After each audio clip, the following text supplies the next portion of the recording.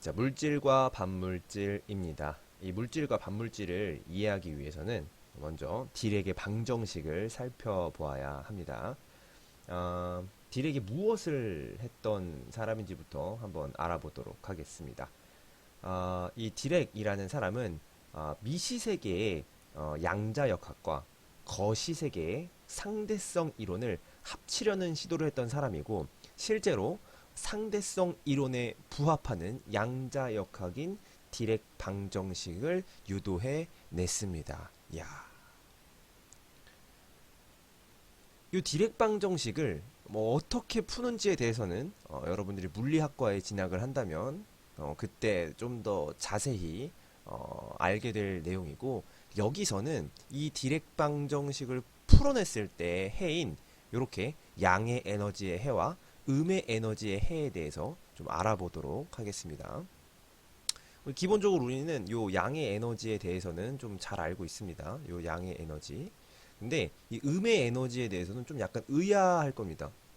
에너지가 음이라고? 약간 허수 같은 느낌이죠? 뭐지? 에너지가 어떻게 음이 나오지? 라는 의문점을 가지게 된 겁니다. 그러니까 그냥 특수상대성 이론에 의하면은 요거밖에 안 나오는 건데, 이거를 양자역학에 접목시켜 보니까 이런 게 나오네? 음의 에너지라는 게 나오네? 좀 뭔가 이상한데? 라는 생각으로 일단 접근을 해봤습니다. 이걸 해결하기 위한 딜렉이 제시한 것도 있습니다. 한번 보겠습니다. 자, 일단 우리가 여기 원자 핵이 있고 이 주변에 이렇게 전자가 있습니다. 자, 그러면 얘네들이 이렇게 뿅 뿅 이렇게 빛을 받게 되면은 얘네들이 그걸 먹고 들뜨게 되죠. 거꾸로 얘네들이 가라앉으면 이렇게 하고 빛을 내뿜게 되죠. 요런 기본적인 양의 상태에서의 운동들은 여러분들이 좀 익숙하게 잘 알고 있을 겁니다.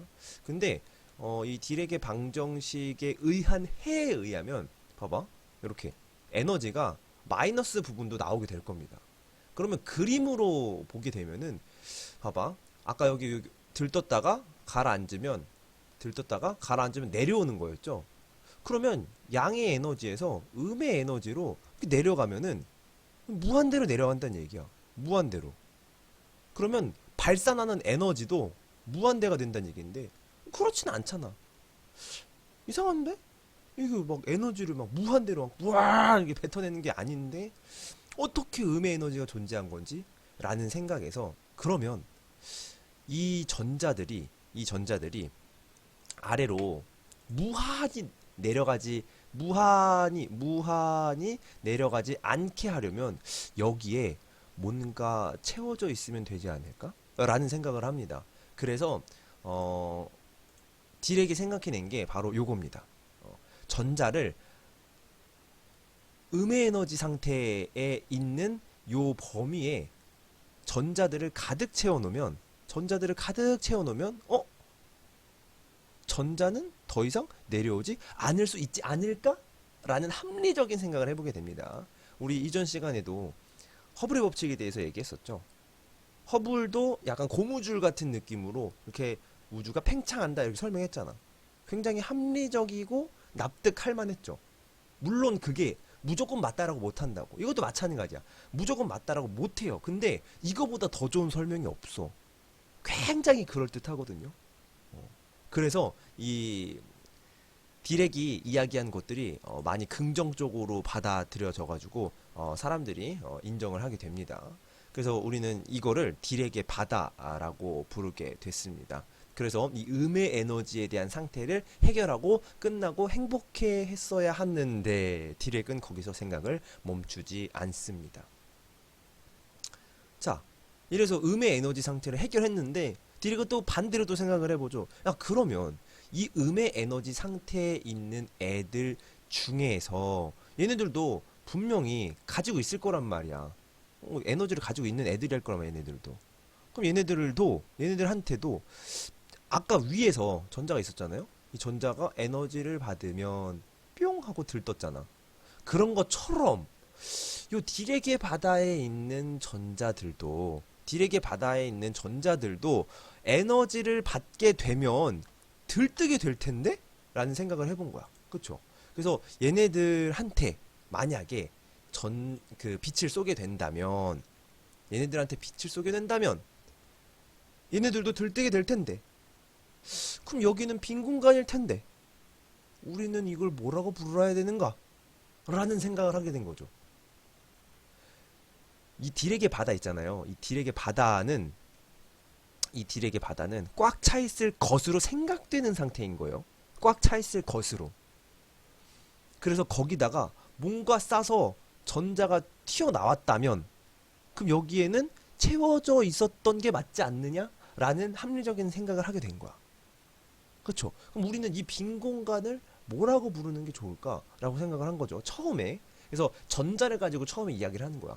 전자가 튀어나왔어. 그럼 전자의 반대적인 성질을 가지고 있는 무언가가 있을 것이다라고 빈 공간을 관측하게 된 거죠. 그래서 우리는 이 여기를 봐봐, 얘가 전자라고 한다면 얘는 반대인 전자이겠네. 반전자. 그래서 얘를 우리는 양전자라고 부릅니다. 양전자. 그래서 우리는 빈 공간을 관측하는 상황을 맞이하게 된 건데요. 이게 어떤 거랑 비슷하냐면 우리 탄산음료를 이렇게 딱 개봉을 딱 하면 거품이 촤 올라오잖아.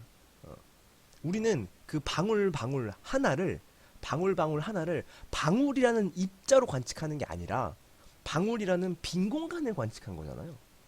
그렇죠? 우리가 거기에 이산화탄소가 녹아있다라고 배웠으니까 그게 이산화탄소다라고 얘기하는 거지, 실제로 이산화탄소는 방울을 본 게 아니라고요. 그렇죠? 그냥 빈 공간을 본 거야. 마찬가지로 얘도 우리가 이 빈 공간을, 전자가 날아가서 없는 빈 공간을 관측하게 된 거라고. 그리고 우리는 그 빈 공간에다가 얘랑 완전히 성질이 반대인, 반입자인, 반전자인 양전자라는 것을 만들어냈다라는 거. 그렇죠? 그래가지고 자, 여기가 딜에게 바다입니다. 바다. 아직 관측은 안 되지만 있어야 된다고 생각하는, 그래야 에너지가 마이너스 준위가 무한대로 내려가지 않는 그런 전자가 꽉 차 있는 바다에다가 빛을 쏩니다. 그랬더니 전자가 튀어나와. 근데 전자가 그냥 삥 튀어나오면 여기가 그냥 빈 공간이잖아. 빈 공간이라는 건 없다 이거야. 그러니까 여기에다가 양전자라는 걸 만들어냈다는 거지. 됐죠? 그래서 우리가 봐봐, 이렇게 딱 오면은 빡 해가지고 뿅 나오는, 이거를 뭐라고 하는, 이게 쌍생성이라는 거야. 쌍생성. 그럼 거꾸로 얘네들이 짱 해가지고 뿅 만났어. 그럼 빛이 뿅 나오네. 이걸 뭐라고 하는 거야? 이걸 쌍소멸이라는 거야. 이제 대충 알겠죠? 그래가지고 우리가 그 입자에 대해서 배웠었어요. 입자. 업커크, 다운커크, 참커크, 스트레인지 커크, 탑커크, 바텀 커크. 요거는 일렉트론, 전자죠. 요거는 뮤온이죠. 요거는 타우죠, 타우. 그리고 얘네들 쌍.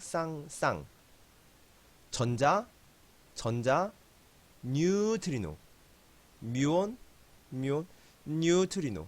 타우, 뉴트리노. 쌍쌍.